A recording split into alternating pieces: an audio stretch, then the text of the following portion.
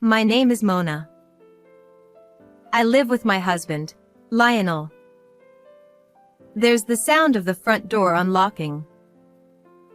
My husband has returned from work. For some time now, whenever he comes home, my heart starts to race. This isn't the flutter of love, it's the painful pounding of stress and tension.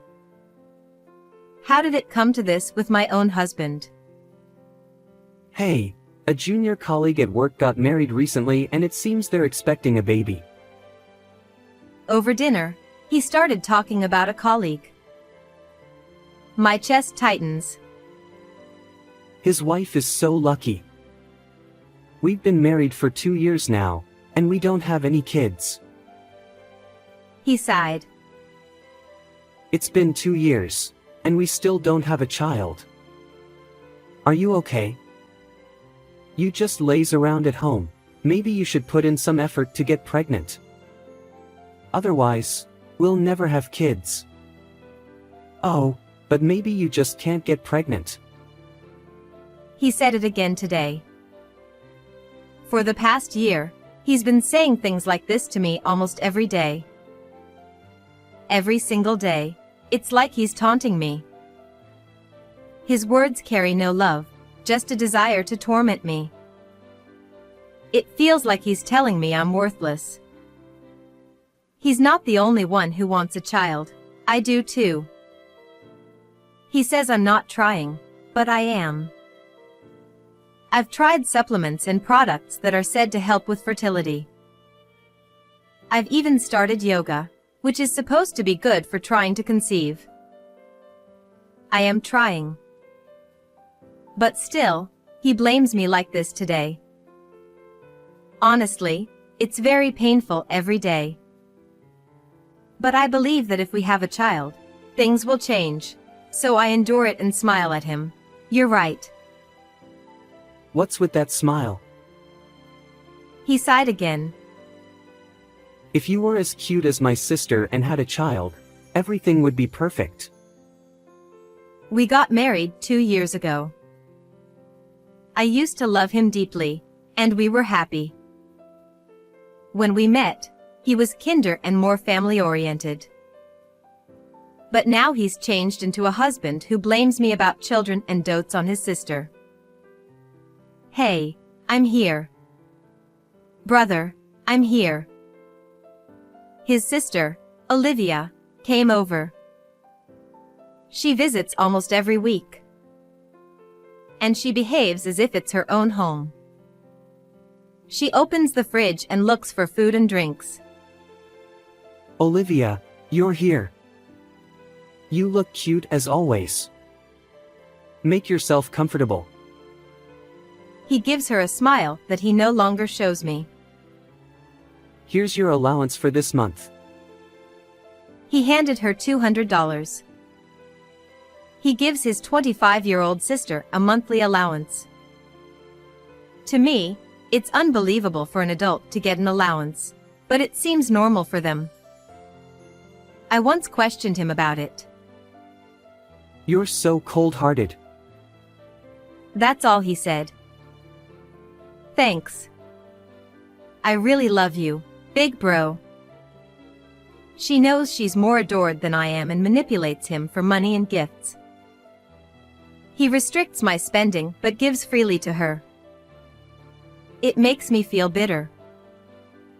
Hey, Mona, are you glaring at me? Scary. No, I'm not glaring. She saw me deny it in a panic and smirked as she hid behind Lionel. Are you jealous of Olivia's cuteness? No wonder you can't have children. Yeah, with that attitude, no one will love you. Just kidding. My fiancé, Omar, loves me so much. He's going to propose to me this year. The two of them baselessly blame me. Even just hearing it from my husband every day is painful. And now they team up against me weekly. There's no one on my side. It's just a painful time. I want to argue back, but I know it'll only get worse, so I say nothing. But I was exhausted, so I decided to consult my in-laws who were visiting soon. I wanted to talk about the children and hoped they'd say something to him. On the day they visited, I carefully told my father-in-law about our struggle to have children and the burden of my husband's words. Luckily, my husband was out until the evening. My in-laws listened empathetically. I'm home. When he returned, they talked to him about what I'd said. There's no need to rush about children. Mona seems really stressed. Marriage is long, you know? They gently advised him. He listened quietly without arguing. After they finished, he spoke kindly. I didn't realize I was burdening you, Mona. I'm sorry. I wasn't understanding enough. Let's work together. He smiled warmly at me. You don't need to worry anymore, Dad, Mom. I'll be more considerate of Mona. Hearing this, my in-laws looked relieved. I felt relieved, thinking he finally understood. After they left, thank you for earlier. I'm happy. You know, there are many couples who don't have children in their second year of marriage. Some people even go to fertility clinics. Shall we go together? Thinking he understood, I suggested visiting a clinic. He banged on the table. Startled, I looked at him, and he was glaring at me. What were you thinking, telling Dad and Mom about our child problems? Aren't you ashamed? I was speechless. A clinic? No way. If we were normal, we'd conceive naturally. There's no need for a clinic. I realized he hadn't understood at all. He just acted considerate in front of his parents to avoid trouble. I felt so sad. Ah, I failed in this marriage. Why did I marry someone like you? He said, retreating to the bedroom. I was emotionally wrecked and tears flowed from my eyes. One day, while cleaning, I noticed something. The piano was gone. The piano in the living room was missing. My grandmother bought it for me when I was in elementary school, and it's my treasure. I've always cherished it and brought it to this house as part of my dowry. Despite everything Lionel and Olivia said, the piano comforted me, making me feel protected by my grandmother. It was that precious to me, and now it was gone. I searched desperately but couldn't find it. In Lionel's room, I found 2 bank books on the desk. One was Lionel's, and the other was the one we used to save for our future child. Why are they here? I thought as I opened them. To my disbelief, the money was gone. From Lionel's account, $7,700 in bonuses was withdrawn, and from the future child savings, $6,900 was taken out. Both the money and the piano had disappeared. When he got home, I asked about the bonus, the savings, and the piano. He smirked. I gave it to my sister as a birth gift. It's my money, so no complaints. I was furious hearing those unbelievable words. Your bonus might be yours, but why give my piano and the child savings too? I can't believe it. I was deeply saddened. He knew how important that piano was to me. But he gave it away. Even the savings we had for our future child were important, and he gave them away. His actions left me devastated. My cute sister is having a baby. It's only natural, right? He continued. I've given up expecting anything from you. You can't have children anyway. The next day, Olivia came over. And, as usual, she teamed up with him to blame me. I really regret this marriage. Should we divorce? He said it as if joking. I knew he enjoyed seeing my reaction, using it to torment me. At that moment, I didn't care anymore. Why should I endure this for such people? This isn't happiness. Feeling liberated, I grabbed the divorce papers from the drawer, which I had received a while ago, and handed them to him. Let's get divorced then. Sign it now. He was surprised. What are you saying? You're not serious. I'm not signing this. It's annoying. I insisted he sign the papers. Ugh, annoying. Well, I'll sign it just to humor you. You don't have the guts to go through with it anyway. Annoying. I packed my things, took the signed divorce papers, and headed to the municipal office to submit them immediately. Tears streamed down my face as I did. I felt a weight lift off my shoulders. Watching the tears fall into my hands, I realized I've been through so much pain. I headed straight to my in-laws' house. When they saw my swollen, tear-stained face, they hugged me and welcomed me inside. I told them everything, sparing no details, which I had previously sugarcoated. I then took out my phone and played the recordings I had made. The voices of my ex-husband and his sister blaming me filled the room. My in-laws, upon hearing everything, were too shocked to speak. They hugged me tightly with tears in their eyes. I'm sorry, Mona. I'm so sorry. You must have been through so much. Mona, we're truly sorry. We'll protect you now, so you can feel safe. I also called my own parents to tell them about the divorce and the hardships I'd been enduring. My in-laws apologized for their son and daughter's actions, and everyone became my allies. I had never had anyone on my side before. It had always been a daily barrage of blame. Now, I was overwhelmed with gratitude for my supportive in-laws and parents. By the way, Mona, is it true that Olivia is pregnant? Yes, I was surprised too. We hadn't heard anything about it. They were very surprised to hear that my sister-in-law was pregnant, as they hadn't been told.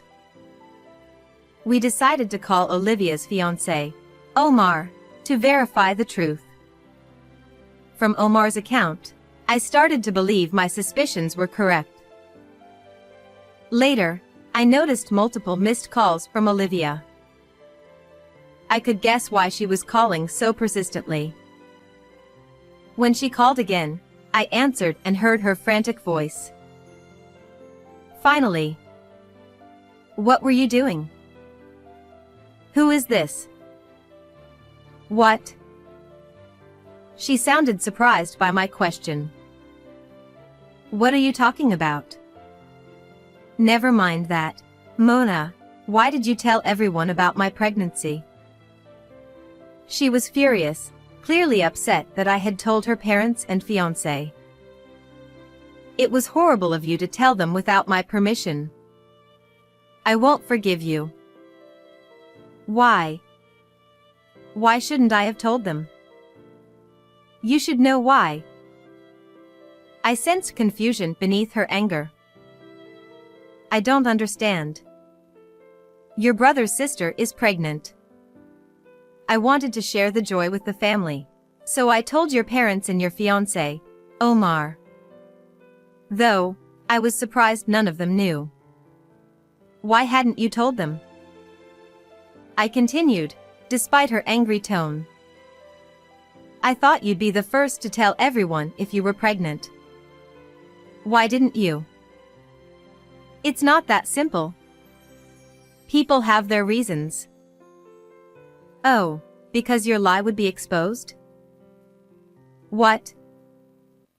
I had long suspected whether she was truly pregnant.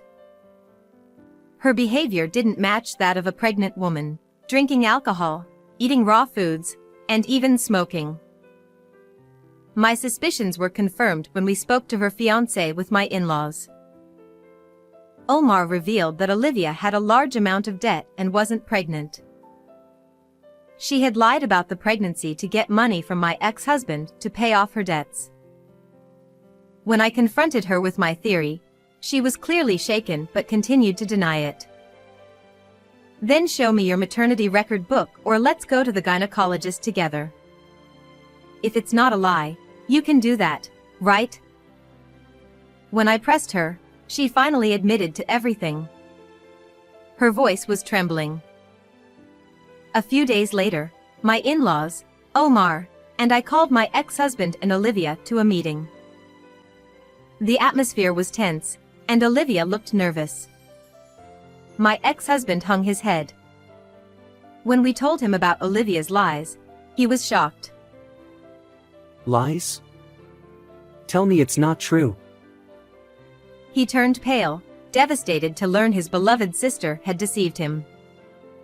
Olivia, unable to look at anyone, stared at the floor. Omar then spoke. Olivia, I won't marry you. I heard everything you did to Mona. I can't believe it. We're over. Omar, I'm truly sorry. She burst into tears at his words. I will be claiming compensation from you, Lionel. What? I have evidence of how you tormented me. From now on, communicate through my lawyer. No. Mona. Please, give me another chance.